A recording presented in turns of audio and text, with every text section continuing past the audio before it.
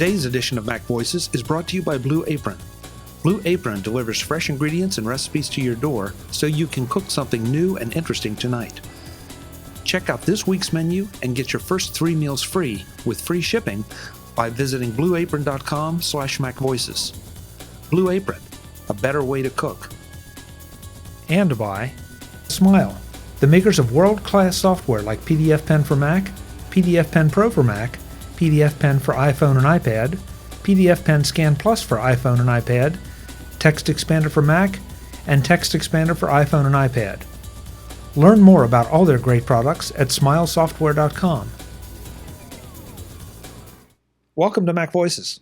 This is the talk of the Apple community, and I'm Chuck Joyner.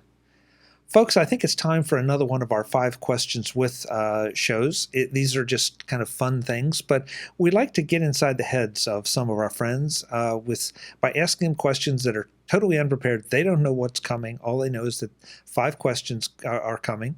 And we tell them that up front. This is not an ambush, but we also don't give them time to prepare. So it's yielded in the past some very interesting results, and so we're going to see what happens this time. This time, though, we get to do this with Ms. Kelly Guimont. Kelly, welcome. It's great to see you, and thanks for volunteering. Hi, Chuck. It's really great to be here. I'm super excited to see what it is you want to know. Yeah. And you're not scared at all, are you? Not really, actually. Okay. Just given the amount of stuff, the amount of time I spend, podcasting and talking, and hanging out on Twitter and things, like, I feel like I say a lot anyway. So the stuff that you're curious about, I'm very curious to find out what it is that you want to know. All right. Well, as always, we ask the question, but we try not to make these yes or no questions. It's always okay. This is the question and why, or to give us a little detail. Mm-hmm. The first question is not really part of the 5. The first question is always just, we ask you to give us a rough idea of your Apple tech setup. What computers you have, what phone you have, et cetera, et cetera. So what all do you have? And I imagine that this could take quite a while. So the quick rundown is a early 2015 MacBook Pro, 13-inch. And I have that is usually set up in a Henge Dock with an external 24-inch Dell monitor, IPS display that I have a hard time seeing over the pile of money I saved by not buying the Thunderbolt display instead. Hooked up to a pair of sound sticks, and I have an iPhone 6S in an Apple case, and I have a first-gen Apple Watch and an iPad Air. So I have an Apple TV, and then, like, if we get into the if you want me to say stuff that Apple didn't make, then we'll be here a lot longer, because I've got the Echo and the Hue lights and the whole, all the house things that go along with all of that. Honestly, I'm blanking on the iPad Air. Is that which generation was that? The OG. I have the first gen iPad Air. Okay, you've got the first gen. Yeah. Okay, all right. So that's good. That feeds into at least one of the questions I wanted to ask. Okay. But to start out, number one, you also are known for having a bit of a passion for the Internet of Things and getting into some of that. So for the folks out there who have not stuck their toe or anything else into this area, what would you say is based on your experiences, what's the first Internet of Things device that they should invest in? Well, there's 2 things to consider when you look at these. And the first is home automation. For example, the things that I have set up where there are certain lights that come on, like the porch light comes on at sunset, because it's able to go to the internet and get the information about when the sun sets every day. So it always comes on as the sun sets. So there's home automation, which does stuff like that. And then there's Internet of Things, which is the stuff you can run with your phone. And the easiest way for people, I think, to dip a toe in, like, I'm not sure, I don't know if this is for me, I don't know if it's what I want to do, is to buy a WeMo Switch from Belkin. It's called a switch, but it's really an outlet. And it's basically a pass-through outlet. So it's a thing that you plug into a regular electrical 3-prong outlet that has a 3-prong outlet in it. And you plug in anything. And then you install an app on your phone, and you can control that device with your phone. Now, if you've got an Echo or a Google Home device, or you've got, or even I know Siri will control them, you can use those voice command units in order to also turn on or off the thing, whatever it is that's plugged into the WeMo. So I have a one of those sets of like the branches that have the little lights on the ends of them, and I have that set up in my living room. And in my living room, those lights come on like I think 15 minutes after sunset every day, plugged into a WeMo Switch. You can set up really basic rules like that. I have a hot water boiler that lives in my kitchen that's on a WeMo Switch, and it comes on at 6 every morning to make sure the water is boiling. And then when we get up and getting ready to go, then there's hot water for tea or coffee or whatever it is you want it for. So and you can also turn those on and off when you're not home, which is very handy. Did I turn the water boiler off when I left? You can also set them to be on for a certain amount of time. So if you turn it on at 6 so that the water is hot and everybody leaves at 7:30, you can make sure the water boiler turns off at 7:30 every day. There's basic rules that you can set. And then the rest of the time, you can open up the app. You can control it from your watch. I have a widget for my lock screen on my phone where I can turn either of those devices on and off at will. And then if you string and then like it sort of depends if that's fun for you or if you're looking for other ways to do things. One of the things that I did was I set up a WeMo Switch for my Christmas tree lights with if this, then that. And whenever you text an if this, then that number, it will turn on that particular WeMo Switch. So what I did was I saved that number in my phone under a contact named Santa. And so I can pull out my phone and tell my phone, text Santa to turn on my Christmas lights, or tell Santa to turn on my Christmas lights, and then my lights come on, which is a fun effect when you've got kids around that you want to entertain. having them think that Santa, the man himself, has a hand in turning on your Christmas tree is pretty great. So, like, you can go down that rabbit hole like kind of as far as you want to, but the nice thing with the WeMo that has an advantage over other stuff is you just plug it in and plug in whatever electrical thing you want to control. It's super handy also for like inconvenient things, like if you have a lamp with a switch in a weird place, whatever. But you don't have to have a hub. You don't have to set up a bunch of stuff. The app walks you through how to put the WeMo Switch on the network. And it is a little bit expandable because Belkin, and who makes WeMo, also now makes some light bulb kits and some basic stuff that you can add on if you decide that those are other things that you want to try. But it's a pretty straightforward thing to just sort of try out and see what you think. Yeah, from your description there, and thank you. That was a great description of some of the things you can do with it. But it sounds like it's a pretty versatile piece. Not only does it you decide what you want to control with it because it plugs in, but it also sounds like it's, and I've got to be careful which names I say around here, or something may answer me. But the Amazon device, the Google Home device is supported. Is it HomeKit, or is it just Siri, or is that the same thing?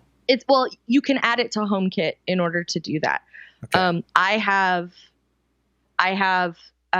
Amazon units at my house, and so what I do is I tell the Amazon unit, turn this on, turn this off. Like if I decide I want, something like I want to I need boiled water to do something, I want to have soup for lunch and it takes boiling water. I can tell it to turn on and then go up in a few minutes and the water's hot in the kitchen. So, it's really nice to have that option as well. And then like if you have lights connected to it, it's really nice to be able to do it when you're not at home. So I like that a lot, particularly like if you're not home and you have like that living room lamp, you can turn it on and off at various times, or set a rule so that it goes on every day at 6 p.m. and goes off every day at 11 or 10 or whatever. And there's some really great stuff that you can do with it. But the nice thing about it is it's very scalable. So you can plug it in, have it turn on a light at sunset every day, and you're done. And it's a very, very simple process to do that. And then if you want to go completely over the top with it and have, Santa run your water boiler or whatever, you can do that too. So Yeah, and it's compatible with if this then that. So if folks, if you understand that that's a web service, I think it's fair to call it. yeah, That can do different things with your Internet of Things devices. You can go down that rabbit hole if you want. So this sounds like a nice versatile place to get started. it really is. And and like I said, the nice thing about it is the minimum setup. You can literally buy the device and take it home, and it's one piece. I have seen at home improvement stores where you can buy a 2-pack for less than twice the price of a single one. So you can get a little bit of a deal if you decide you want to try 2. Like one is 30, but 2 is 45 or something like that, I think. I think that's the price that I've seen. And so you can get 2 of them and get a deal. They're very commonly available. I see them in lots and lots of different stores. So that's the other nice thing about it is it's easy to get your hands on. It's not exclusive like an Amazon unit or a Google unit. And it's something, like you can find them in lots of different stores. Like I've seen them in Target. I've seen them in Lowe's and Home Depot. I've seen them in, Fred Meyer, which is our one-stop shopping store here, like a super Walmart. Walmart has them. So they're in lots and lots of places. They're very easy to come by, which is another thing that they sort of have in their favor. Okay, great. So that should be encouraging to folks that they're intrigued by this, but they get confused or concerned about the hubs. I mean, I know people that have 3 and 4 hubs in their house. Okay, well, there's that closet. There's a ridiculous amount of technology in that closet, and a not insignificant portion of it is little boxes that are hooked up to my Wi-Fi network because we have a bunch. So, right. Yeah, and see, and that's great if you want to go there. But a lot of people are concerned about, okay, did I buy the right hub? And did I spend $50 on a hub or more? Right. And now it's not going to work, next week with something that I want. So and the worst. Go ahead. No, I love the idea though that you've started this out with something that is so versatile and you don't have to invest in that extra piece of tech. Yeah. And that's the thing that I think is a huge advantage. So if you go with the WeMo switches and you like them, and then you want to do more, they have the lights. Like I said, they have and they're LED, and you can put them in and you can control them. But if you buy the lighting kit, you get a hub. So if you just want to try out like WeMo and see how it works, this is also a very inexpensive way to do it because you're not really buying new equipment. You're just inserting something into what you already have. So you already have that light in a weird place. I already had a water boiler. I already had Christmas tree lights. I already have, all of the stuff that's plugged into them now. I just inserted this in between the plug for the thing and the wall outlet for the thing, and then I'm solid. So that's the really nice thing about setting these up is you don't have to. And like I said, the app walks you through it. You turn on the app, and when you first plug it in, there's a light at the top that blinks, and it says, "Okay, you have," it tells you, "Go here, do this. Wait a minute, the light will change color. Once the light changes color, push next." And you walk through and then you get it on your network and you're ready to go. And it's a very easy process. So that's one of the things that I like the best about the WeMo switches is that they've also been pretty reliable. We've had them for, we moved into this house just over 4 years ago. And I don't think we were here very long before we picked them up. And they're like, it's one of those things where like the greatest review is the most boring review. Like I plugged them in and they all lit up and everything's fine and they all do what I want. And and like worst case, they all have a button on them. So if for some reason, my phone isn't seeing it or something, or I'm having like a network problem, I can always just go push the button on the thing and turn it on or turn it off as I want to. So good. There's lots of stuff with them that you can do. And it's sort of the thing that you're already doing. Like I turn this light on when I go to bed at night so that the person who works later than I do can see when they get in the door, stuff like that.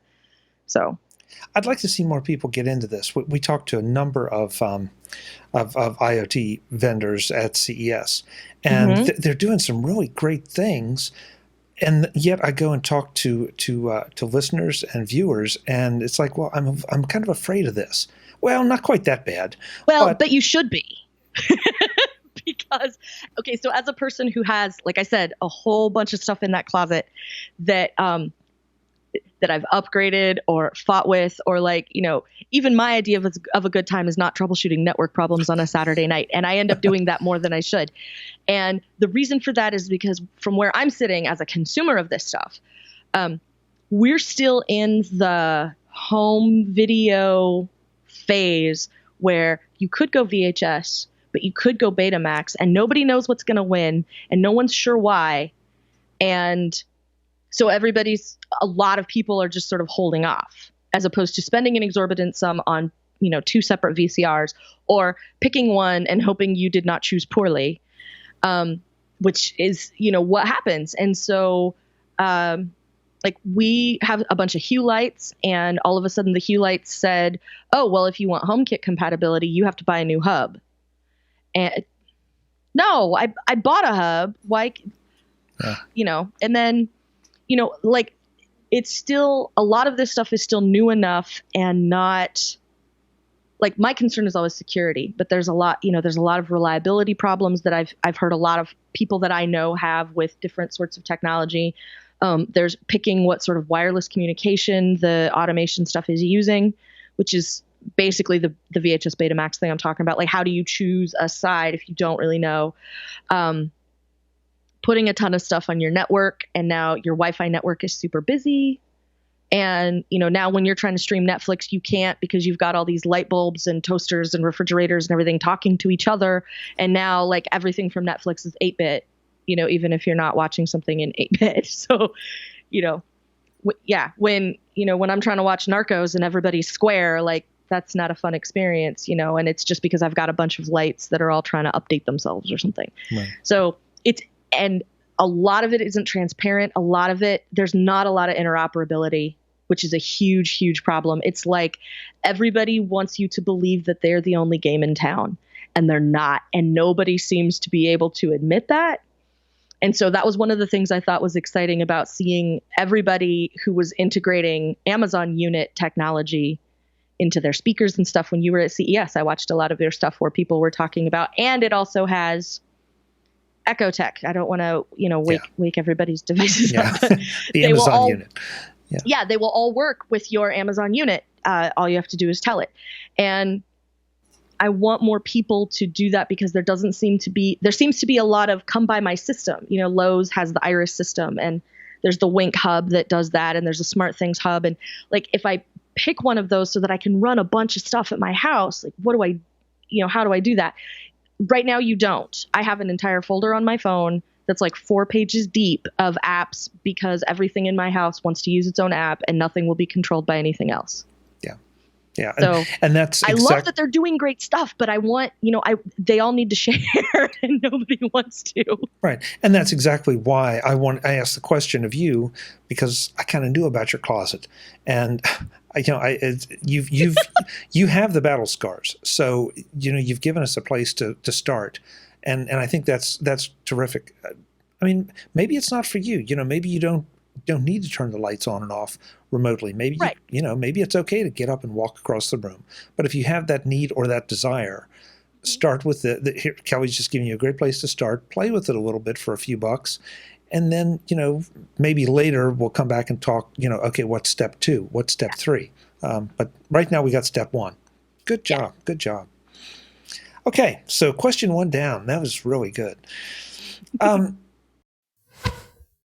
This edition of MacVoices is supported by Blue Apron, the #1 fresh ingredient and recipe delivery service in the country. That sentence is a mouthful, if you'll pardon the pun. First. Blue Apron is #1. There are a number of competing services out there, but Blue Apron is at the top of the list, with good reason. Second is the word fresh. Blue Apron ingredients do indeed arrive fresh and ready to make delicious meals. It doesn't matter if those ingredients are fruits, vegetables, beef, poultry, seafood. Everything is fresh thanks to the insulated bags and ice packs that are part of Blue Apron's method of getting everything to you fresh. Third is the word delivery. Blue Apron can be delivered to 99% of the continental United States and 99.5% of the so-called food deserts, areas where traditional supermarkets have shut down, requiring the residents to make insanely long drives to buy groceries. The local Mega Mart might not be there, but Blue Apron can be. That might imply that Blue Apron is expensive, food desert or not. To the contrary, Blue Apron meals are under $10 per person, making them affordable in those out-of-the-way places as well as those in-the-way places. Try to order a meal comparable to a Blue Apron meal at that price at a local restaurant, and it's not going to measure up. Of course, to accomplish all this, Blue Apron has to have some great logistics going on in the background. Logistics like partnerships with over 150 local farms, fisheries, and ranchers across the United States. Sustainably sourced seafood, responsibly raised beef, chicken, and pork. Regeneratively farmed produce. All are part of the Blue Apron equation. At the bottom line, however, the food has to be good. And Blue Apron is definitely all about good food. Their recipes are both original and adventurous, giving you the opportunity to fix something delicious that will be all but a guaranteed success, since they give you step-by-step instructions on how to prepare your meal. Right now, you can try Blue Apron absolutely free by visiting blueapron.com/MacVoices. You will get 3 free meals delivered free to your door. No shipping, no hidden charges, absolutely free. Then you're going to understand what all the fuss is about because you're going to become a Blue Apron fan. Again, blueapron.com/MacVoices gets you 3 free meals and free shipping. Sign up now and make something delicious for dinner. Blue Apron, a better way to cook. Thanks to Blue Apron for their support of MacVoices. Okay, so question 2 is one that I don't know why intrigues me so much. I've asked this of other guests, but one of the categories of software I think that is very nebulous out there. Everybody uses something, but it's so wide and varied. So I'm going to ask you, what do you use as a notes app? Now, you can define Notes app as anything you want. Stickies right on up to Evernote or someplace, off in another direction. But what do you adopt and how do you use it? Well, I need it right now, this minute. I measured a thing so I can go to the store and buy, whatever it is that has to fit in a particular space. Like if I only need that measurement for this one time and it's essentially disposable, I put a lot of that stuff in drafts. And it stays there. I have like a little inbox in drafts with a few things in it at any point. And those are things like if I have a quick specific shopping list, like I'm going not regular grocery shopping. I'm going specifically for Thanksgiving. I need these 4 things, whatever. I will put those 4 things in drafts because it's easy on my arm. And then I can jam it out in my arm and then I'm, halfway to the store and, I get after I leave, I'm like, oh, I didn't remember to add this. I pick up my arm and I tell it to add this to the 2 drafts and it's done. For things that I want longer term, they start in drafts and will go to Evernote. I use Evernote for a lot of things like I said, we moved in here and when we first got the house, we had the opportunity, we were living somewhere else. So we didn't have to move everything overnight. One day we live here and the next day we live here. So I was able to go around to every room and we measured them. So I have a list in Evernote of every room that's in our house. This room is 10 feet by 12 feet. This room is 20 feet by 18 feet, whatever. And I have all of those. And I have the light fixture in every room. I went around to every single room and thanks to dictation, which recognizes my voice and can take down what I tell it, which is great. So I just walked around the house and went, this bedroom has this many 60-watt light sockets in it. This bedroom has 1. The kitchen has 2 fluorescent lights and here's the wattage on the lights in the entry, which is different than the other stuff. Here's what's in the downstairs area. And it was a very easy way when we were looking to upgrade stuff or when we were looking at how to is there a light bulb out? Yeah, the light bulb in the bedroom is out. Which bedroom? Okay, that's this light bulb. I have it in my hand. I also use it for the covers of manuals. Like if I ever have a problem with the lawnmower, I have the cover of the lawnmower manual in Evernote. So I can go down to the place that fixes my lawnmower and go, I need a part for that. And they can tell me. Or my refrigerator takes a water filter. So I have a picture of the cover of the refrigerator manual. And with it is a picture of the little sticker inside with the serial number and everything. So I go down to where I got it and I go, I need a new water filter for this refrigerator. And I have it in my hand. And particularly moving into a new house, that was really handy to have because I wasn't familiar with everything yet. And, you couldn't, if you had paid me, I wouldn't have been able to tell you like the brand of any appliance in my house. So if something went wrong with it, I wasn't going to be able to tell where to start with fixing it. So, I have that stuff in Evernote as sort of like there's cold storage and then there's like the stuff I actually refer to. For day-to-day stuff, I do a lot of writing on a notepad during my day. Like I need to remember to do this later. Or something I've started doing more in the last year or so now that I have an Apple Watch is asking my watch to remind me in an hour to blah, remind me in 2 hours to whatever. Call this person, check the status of the thing that, isn't ready yet, whatever. I've been doing a lot more of that. I think dictation's probably been between my phone assistant who must not be named and the straight dictation, actually recognizing my voice. I've been very pleased with that and been able to use that really effectively and started relying on it more. Because one thing that was very exciting when they first announced the Apple phone assistant with the iPhone 4 was that it would recognize female voices. Because as low as my voice is, this is the first AI that I've spoken to that understood me and was able to parse out the thing that I wanted it to do. So when I tell her, hey, go text my husband, I'm on my way home, text my dad, the Blazers won, yay. That kind of stuff, like she totally gets it and she does what I want and she understands what I told her. And like I said, even with as low of a voice as I have, I've always had a really hard time talking to when you get the automated attendant on the phone and it says, tell me in a few words the problem that you're having. They never understand me. So to have one that does is very exciting. And I have found that I rely on it a lot more. So drafts in Evernote, I'm a little surprised. The dictation thing, and by the way, I congratulate you. You're one of the few people that has admitted that they continue to use a notepad, a physical notepad. Oh, absolutely. Yeah, and I think it's kind of silly. I mean, whatever works for you. There's no right or wrong here. But the dictation, yeah. Now I use Siri. Whoops, I just did it. Well, you didn't say hey, so I think you're all right. Yeah, probably so. I use her a lot.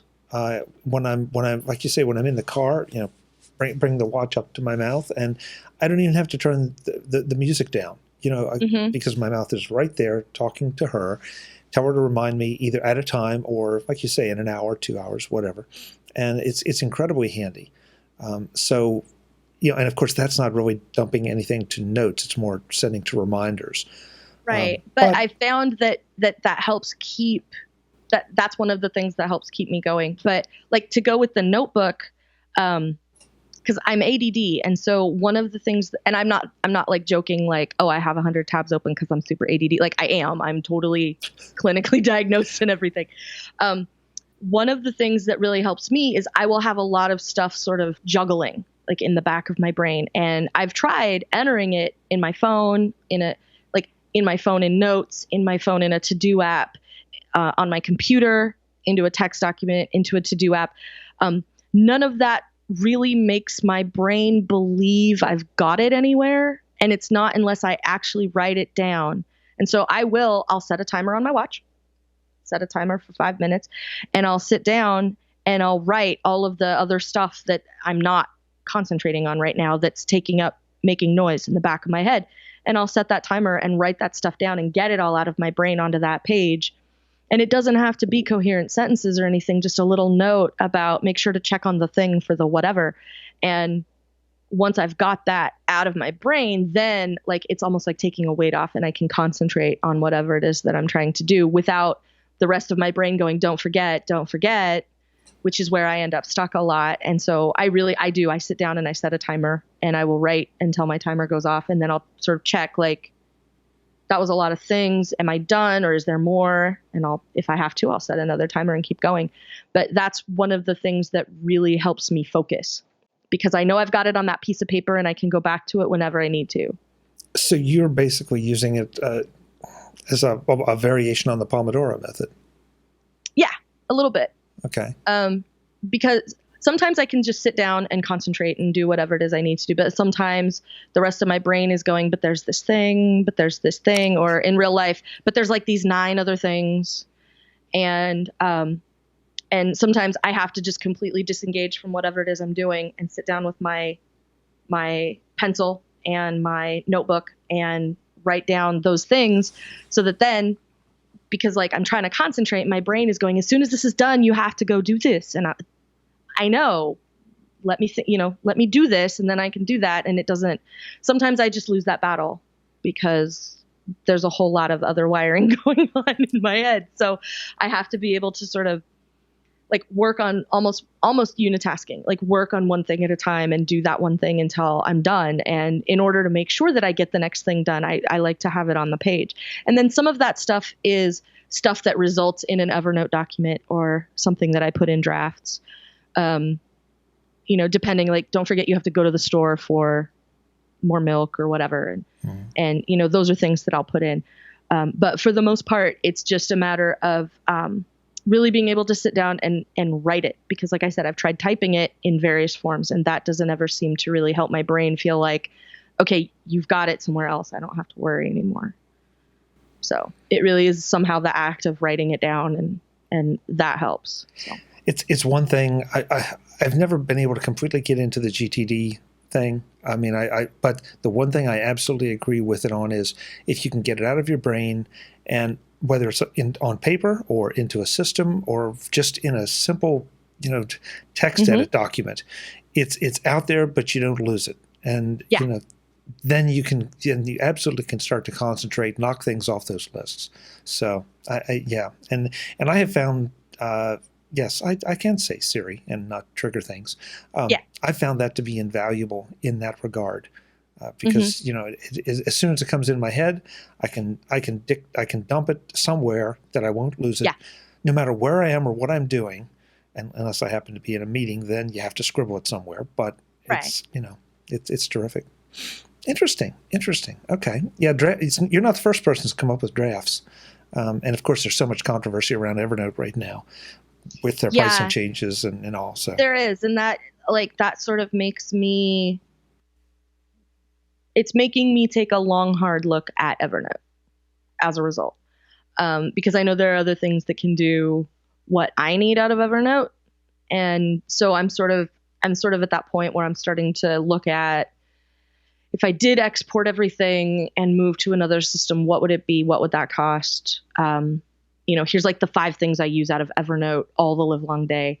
Do any of the competitors have that? Because I sort of feel like there's almost, I only need like 2 things. I do have a paid Evernote account at the moment, full disclosure.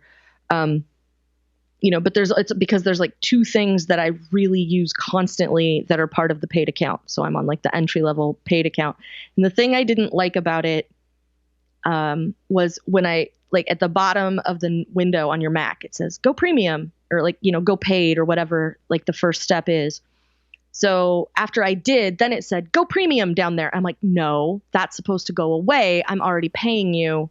Like, that's just not cool, Evernote, to start with. That's a thing that I personally didn't like, but which is part of one of the things, with the controversy of who can see what's in there and what about, the pricing changes and that sort of stuff. That's one of the things that's making me take a long, hard look. And that's probably the tip that I have for a lot of people is just that I know inertia is really powerful, because that's the thing is I've used Evernote forever and ever and ever and ever and ever and ever. I don't feel loyal to Evernote in any way. I feel tied to Evernote. So, one of the things that I look at whenever I try a new service or a new anything is, if I get into this, how hard is it to get back out again?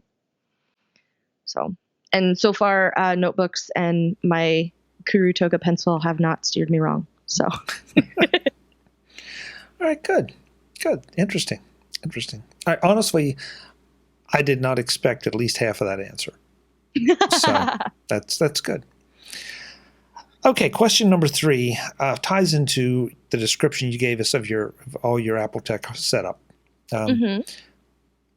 Kelly, how do you go? And this, I realize this we could go down a real deep rabbit hole. I don't want to go too far down this, but Okay. How do you decide when you need to upgrade a piece of your Apple Tech? Is it based on your usage? Is it based on specs? Is it based on price? Is it based on just the fact that it now exists and you want it? Well, for me, it depends on a number of things. I'm not a Pokemon Apple person. Gotta catch them all. Like, that's not me. But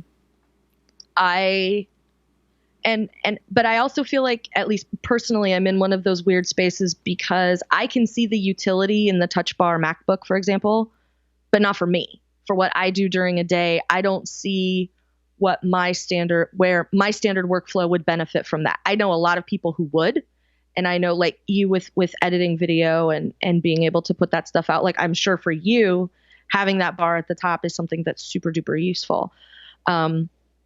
Sometimes it comes down to, like, my most recent computer upgrade.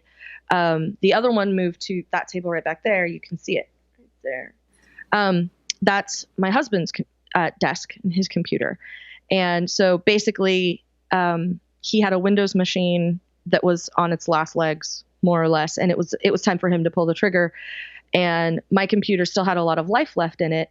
And we sort of came to the conclusion that now is the time, because one will get you two, more or less. So I upgraded my computer, and then he also got a new computer, and he's finally switched to the Mac. It only took me like 16 years. You got there.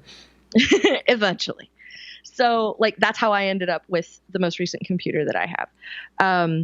With phones, I tend to do phones every 2 years. Because I don't have a need to do it more often, to be honest. And, there's other stuff I like to do, and I don't have all the money to sink into everything that lives in the closet for home automation if I buy a new phone every year, or a new iPad every year, for that matter.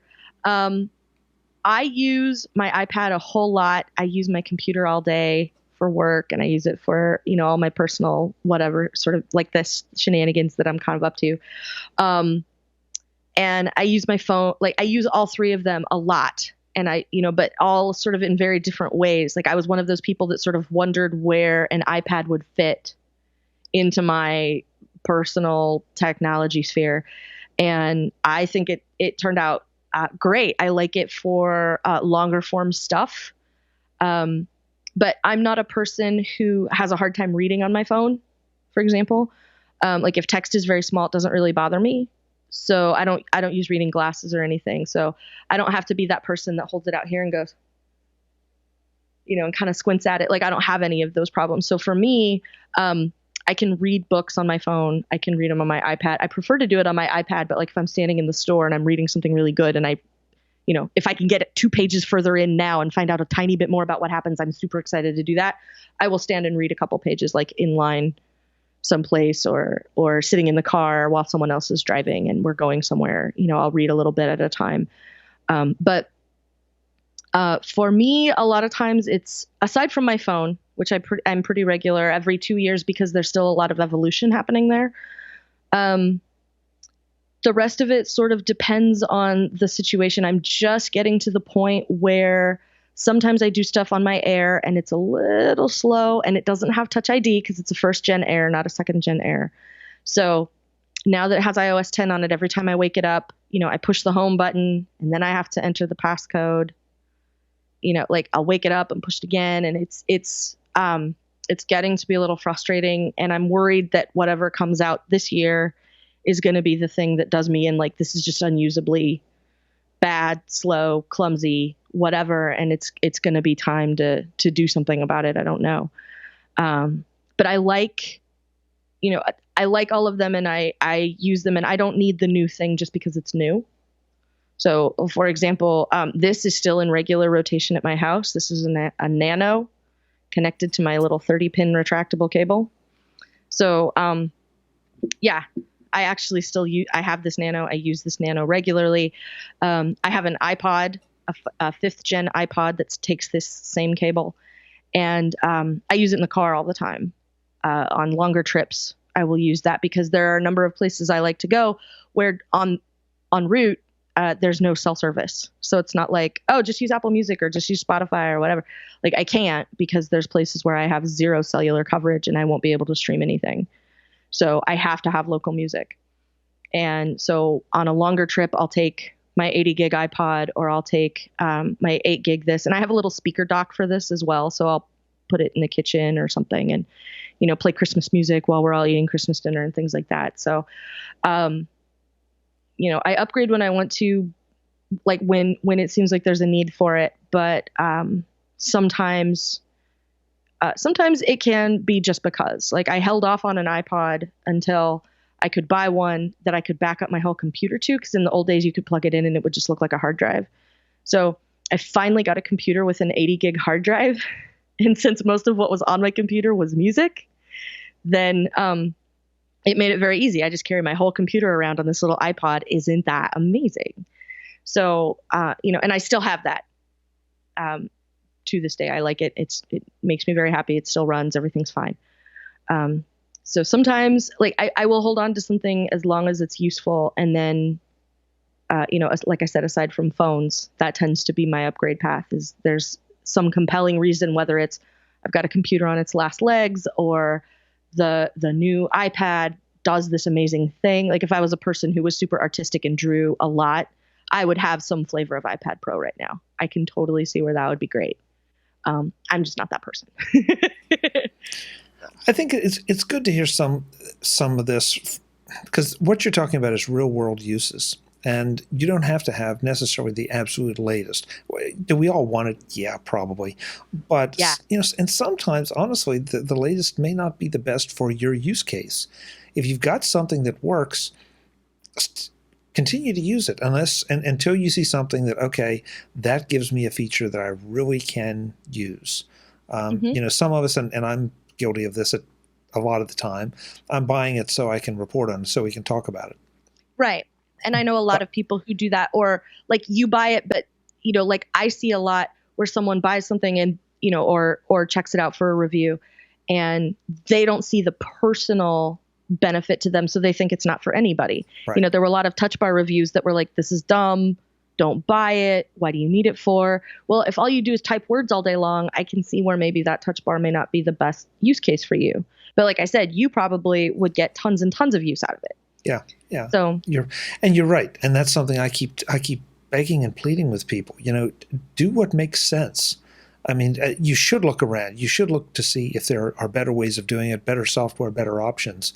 You know, to go back to the notes for a second, doesn't mean you have to change note programs every week to test them out. If what you have is doing what you want, but if it's not, if it's missing syncing with your watch, for example, and you really feel like that would be a benefit, then by all means, go check something else out. Right. Good. Okay. All right. Today's Mac Voices is sponsored by Smile, the makers of world-class software for Mac and iOS. Find out about how their amazing utilities can make you more productive at smilesoftware.com. If you haven't noticed, the world is going paperless, or at least it's trying very hard, and with good reason. It costs money to buy, print, store, secure, and move paper. Paper is heavy, bulky, and in general, not the best solution for the 21st century. When you're finished with it, you need to shred it to keep your private information private. That's why you need PDF Pen and PDF Pen Pro from Smile. Because the world is quickly moving to PDFs as a way to share, archive, and transmit information in a secure, affordable fashion. With PDF Pen, you can lock down and encrypt your PDFs, so that only those with the password have access. You can annotate PDFs just like paper, with the advantage that someone will actually be able to read your annotations rather than trying to decipher your handwriting. With PDF Pen, you can do pretty much anything to a PDF that you can do to a paper document, only better. Redacting a PDF with PDF Pen Pro removes the data completely so it can't be recovered. Those annotations, they can be edited and removed as you wish. Data within the PDF can be extracted and moved to Excel or PowerPoint, eliminating the need for rekeying. Try that with paper and see how far you get.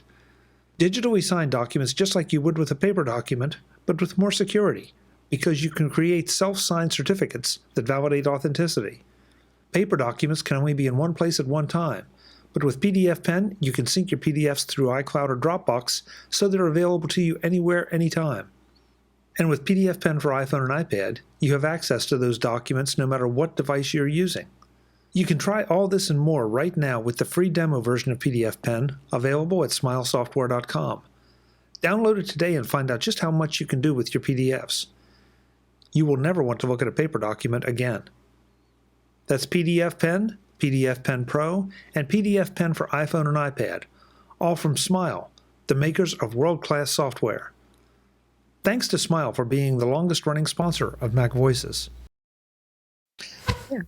All right, so the next one is a little more practical, and I'll ask you to answer it both from a hardware and software perspective. And, Okay. and I know folks are tired of hearing about this, but it is so important. Kelly, what do you use to back up?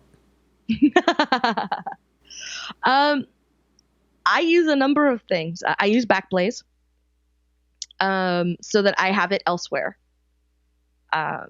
Because you mean off-site elsewhere? Yeah, offsite, like not in my house. Right. And then I have backups in my house. I do the occasional SuperDuper or carbon copy cloner, block to block copy, like exact mirror of my hard drive to a little external hard drive. And I generally use that as sort of a last known good. I do that like once a month or so. Like it would suck if I had to restore back to that point, but it would be much, much closer than, whatever else. I have a Time Machine backup that I use regularly. I do Time Machine all the time, but I do know there have been times when Time Machine has failed people. And I don't want to talk too much about it because I don't want to jinx mine, but but it does happen. So that's why I make sure I have a relatively recent hard drive copy. And then for added security, I have like a regular 3.5 inch SATA hard drive in a dock. And I'll make a mirror copy there every couple of months, and that lives elsewhere as well.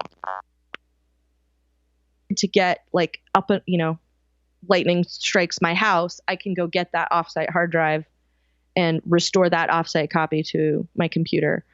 If I had to, I wouldn't have like the most recent stuff, that I'd worked on or whatever, but that may well be gone forever, anyway, but at least that way I have like a starting point and I can use Backblaze to fill in the rest, or, or Time Machine if I still have some sort of access to a Time Machine drive. Those are ways that I can do the bulk of what I need to do to get going again without having to wait to restore from Backblaze, over the air for gigabytes and gigabytes and gigabytes of data. So that's what I use from the software side. And part of the reason that I have as much backing up as I have is because I've done tech support for a lot of years. And for a while, I did tech support for LaCie and external hard drives. And there is nothing harder than spending a goodly portion of your workday explaining to people how they can't get the data back. Oh, so that really, basically, that put the fear of EMP into me, and so so I don't I don't fool around with any of that. I take it very seriously. One thing that somebody told me then, one of the engineers there at LaCie told me that he said 50% of people will experience data loss, and right now only 25% of people back up. So I don't like those odds. No, that's so. Yes, are you one of the bad 25%, folks? Yeah, Ari, and you don't know. So, this was in the days before Time Machine. This was in the days before you could practically get a hard drive in a box of Cracker Jacks. Do people still buy Cracker Jacks? I don't know. Anyway, yeah, I feel like sometimes I need a glossary for like people younger than I. Yeah. Cracker Jacks used to have a prize in the box, and so, but I think, there's a lot of things that have made it a lot easier to do. And I think, particularly on the Mac side, Time Machine is a huge part of that. Not necessarily the time capsule, but when they opened Time Machine up to everybody, it just became an unbelievably useful utility. And the best thing about it is, much like my WeMo boring, exciting review, it's like that. It just sits in the background, it chugs away once in a while, and it does what you need it to do. And most of the time you don't need it. And when you do, there it is. And, by and large, it's a really, really excellent starting point for a backup plan. Excellent. I plead with people, and of course I've said this a million times, and I'm going to say it again because I think it's overlooked. Data loss is one thing. It's horrible, and it may take you days, hours, weeks, months, maybe even years to recreate. If you can recreate it. But one of the things that I'm almost as afraid of is losing my production environment that I have customized, all folders and positions of folders and utilities and everything, and customized, the preferences just the way I like them. And that could take weeks to get back. And that means weeks that not only am I going to try to be recreating data, but I'm going to try to be recreating productivity. And so that to me is just as important as backing up your data. And both problems can be solved at once if you, just like you say, you do the clones, do Backblaze, do something like that. They all have information on the state of your machine and can bring it back to the way it was. Might take a little while, but it's going to be a lot faster than trying to go through this process, because invariably, right. I've lost my production environment. I'm bringing it back. I've got this deadline coming up, and I go for this utility, and it's not there, or it's not configured the way that I need. It's default, yeah. And and with Migration Assistant, and being able to move all of those, twiddled knobs and everything, like from computer to computer to computer throughout the years, like when you do have to start over, it's hard to even remember, like, did I check that box? Is that the thing that I really liked? Or was this one of those times where I had to like open the terminal and do some crazy defaults right sort of thing in order to make it do what I wanted to do? Because that was 5, 10, 15 years ago. We've been on OS 10 long enough. That's one of those things that I try to impress on people, particularly like when it comes to phone backups and things. If I take your phone away from you and hand you a new one, what happens? Well, but all my pictures, I'm like, yeah, that's why we back it up. Yep. All those videos I have of my grandkids, that's the thing I hear a lot from like my parents and my in-laws and stuff. It's like, but I have all these videos that they sent me of kids doing, adorable things. And I'm like, then you need to do something with those. Whatever it is, you need to have them someplace besides your phone, because, if you are out somewhere, if you drop it and, it gets driven over, if you drop it in the pool, if you drop it in the sink full of water, and you can't bring it back, what happens? Yeah. And right there with you. Yeah. Right there with you. That seems to be the only way I can like illustrate that to people. Like, I walk out with your computer, like I walk away with your computer, and you have to buy a brand new computer. Where do you end up?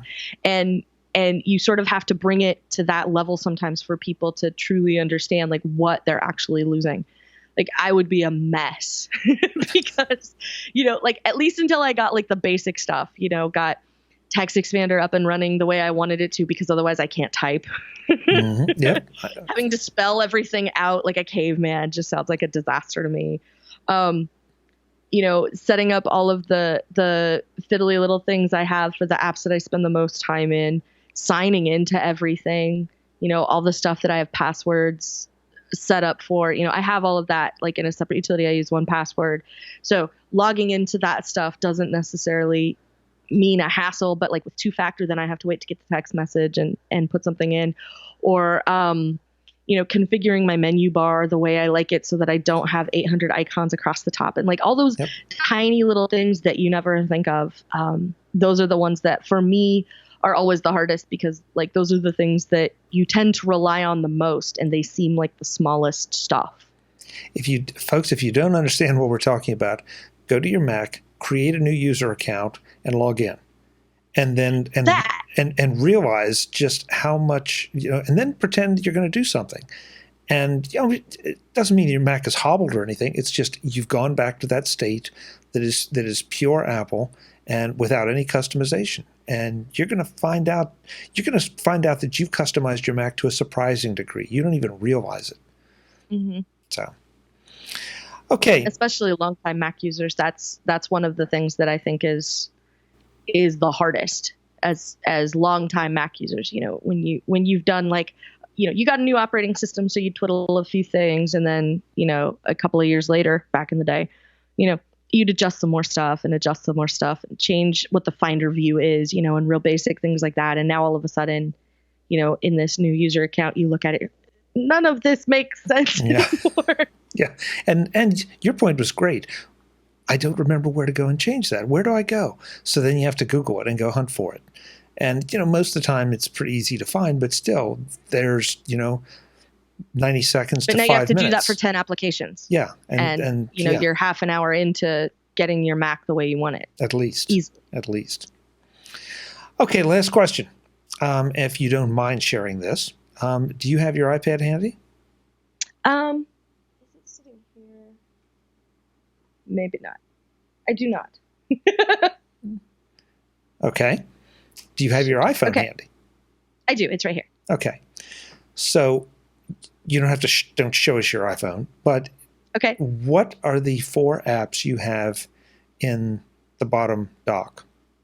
That's a trick question, because one of the things I have in the dock is a folder. Now see, that's cheating.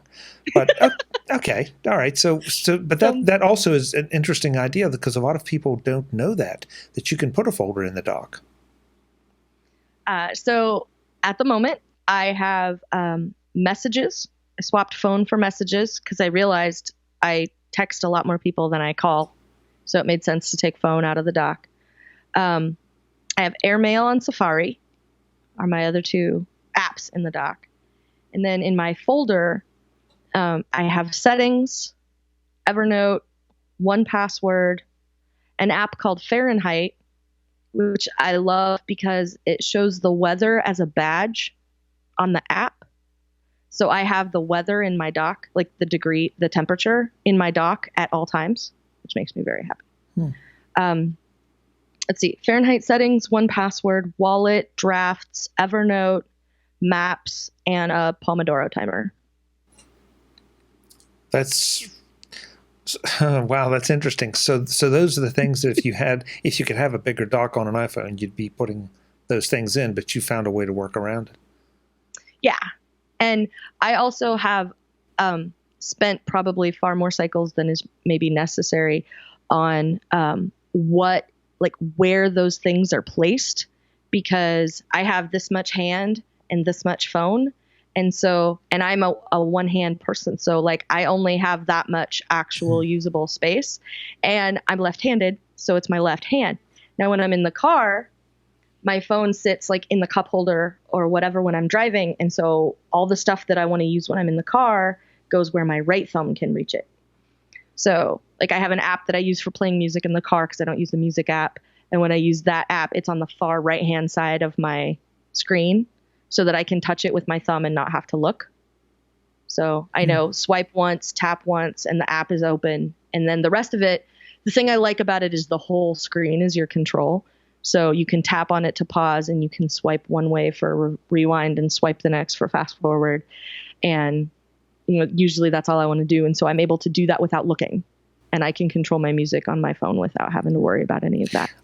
What app is that? Do you mind us asking? I don't. It's called, I don't ever look at it anymore, so I don't remember what it's called. It's called InPlay, and it's got a blue icon. Okay. And I like it very much for that reason. It's very easy to control because I don't have CarPlay or anything.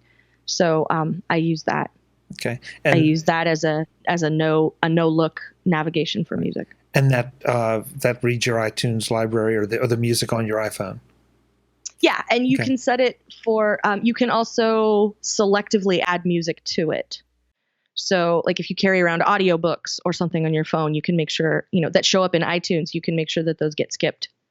You don't have to add them to InPlay and then you're just playing actual music or or if you have podcasts in iTunes that show up in iTunes, you can make sure that those don't show up when you're just trying to rock out while you drive down the road. Kelly, I feel like I've learned some things. I need to go and in fact, I should also say I'm going to make sure that links are in the show notes to everything we talked about, especially some of the more not offbeat, but maybe some of the lesser known apps. But one way or the other, folks, you'll be able to go and find links so you make sure you get exactly what Kelly's using. But thank you. As I said, this is there's a certain amount of danger, I think, in saying, well, we're going to ask you 5 questions on camera and expect you to answer them. And I appreciate you sharing as much as everything you did. It's always fascinating to me to look over someone's shoulder and see how they're using their tech, and that's kind of what I'm trying to accomplish here. Is look over the shoulder and see, okay, and then say, okay, why? Because I'm forever seeing people that, especially Windows users, they open an app and then they need to go to another app. So they'll close that app and then go over to the second one and then close that one and come back to the first one. And it's like, okay, my blood pressure is going up. Stop that. But so I do that over here often. Yeah. So yeah. Why are you doing that? But you can just with the Alt tab and But if it works for them, right. Who's to say we're right? It just feels like it's such a problem. Yeah. So. And that one thing that I think where we have an advantage is as Apple users. I know that I've asked people like at events and things where like lots of folks have MacBooks out or whatever. I've asked them like, what do you keep in your dock on your computer, on purpose that's down there because you have to refer to it all the time or it's always running, so you might as well keep it there anyway. What do you have down there? And the great thing about, with iPhones, like lots of people, it's very easy to ask, like if you're, out and about or whatever, like you and I've done this at Macworld, all the time. Like, what do you have on your home screen? Like, I'm really curious what the apps are that you keep right where you need at them all the time. Yeah. And I always want to know that. And like, what does that app do? And particularly, I think this has gotten more useful with the advent of the App Store explosion. When there wasn't a lot of stuff in the App Store, it was pretty easy. Like, everybody had Evernote at one point. Everybody had like Bump at one point. Everybody had, some of these different things when the App Store was very, very new. And now like discovery has made that hard. And so, somebody tells you about an app that they wrote or an app from a company that they work for. So about that. I have no knowledge.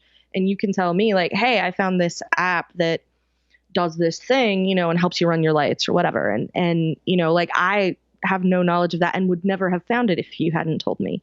And so that's one of the things that I think is great about the Apple community is that everybody really likes to share. Like, David Sparks has his home screen posts that people do. Mm-hmm. Like I'm a sucker for those. And anytime I get an opportunity to ask somebody like what do you have on your home screen? What's in the dock on your iPhone that you have down there, all the time? And like when I was at TUA, we did top 3 apps. What are the 3 apps that you use the most? And we did that little video series. And it was really interesting to me to see what people's answers were, because I'm always on the lookout for like particularly everybody seems to be looking for ways to do something that they like to do or that they enjoy doing. And I'm looking for, I hate doing this. Do you have anything that makes it better? Yeah, that's an interesting way to look at it. And I agree with you completely. Yeah. Yeah. Like, like uploading, like I have to, I need a great document scanner because I have to upload I get a lot of stuff on paper that has to become digital one way or another. And like the fastest way to do it is my phone. I need the fastest, I need the slickest, I need the easiest to use, and I'll pay for it, and I'm happy to, but what is that app? And, I have it now and I'm glad, but like, that's a thing that I don't like doing. So I want the best way, I want the best way to do that, because I don't want to spend any more time doing it than I have to. And those are the kind of things that I'm always on the lookout for, is saving time on the stuff that I already don't want to be doing. Good advice. Good advice. So tell folks where they can find you when you're not here answering 5 questions. You can find me on Twitter as Verso, And you can find me occasionally writing over at Mac Observer. And I also am one of the panelists on the Daily Observations podcast over at Mac Observer on Wednesdays. I'm usually there. And gosh, where can you find me? I have a podcast with Don Melton, and we watch Westworld. And it's on the Incomparable Network. We did that when the show was live, and we're about to start doing a rewatch, so that's going to come back around soon. And that's going to be really fun because now that we know everything and how the show turned out, going back and walking through it again is going to be pretty interesting. And I think. And then that's probably most of it. You can find me on Twitter as Verso. If I didn't say that already, I don't remember. And there you go. I'm intrigued. I admit I do not follow a lot of podcasts that follow TV shows. So the concept of a rewatch while the season is, it's off season, is really interesting, especially with something like Westworld, where there's this long story arc, and it's a rather long, complex story arc. That before you would be guessing what's going on or what does this mean. Now you kind of know. So to go back, great idea. With all the layers, and also they delayed, so the show's not going to come back until at least 2018. So we figured if we did an episode a month, that's 10 months, and maybe that'll help kill some time while we wait for the next season. But it's so much fun, and Don and I have the best time doing that show. So I'm really excited to get to put more episodes out there, and I'm really excited to start peeling back some layers on Westworld. Now that we know everything that we know as of the end of the season, to go back now that I know all this stuff, to go back and watch it again and see how that changes. Like any movie with a big plot twist, the second time you see The Sixth Sense, is a very different movie than when you saw it the first time. Mm-hmm. So I'm really looking forward to starting to dig into that and doing some stuff. It's going to be a lot of fun. Great. Well, I hope you'll join us again here for whatever we're doing, whether it's 5 questions or the Mac Jury or whatever. It's always a pleasure. My pleasure, Chuck. Anytime you want to have me back, I'm happy to come back and talk to you. Great. Talk to you soon. Folks, I'm Chuck Joyner. This is Mac Voices. Kelly has given me a lot to think about. Hopefully she's giving you a lot to think about too. I think I'll go turn my lights on. Until the next time, and as always, thanks for watching. Visit MacVoices.com for show notes, links to subscribe, and to connect with Chuck on Twitter, Google+, Facebook, YouTube, Vimeo, SoundCloud, the Mac Voices blog, the Mac Voices Dispatch, our weekly newsletter, and on Mac Voices magazine, free on Flipboard that helps you do more with your Apple tech. Advertising handled by Backbeat Media at backbeatmedia.com. Bandwidth provided by CacheFly at cachefly.com.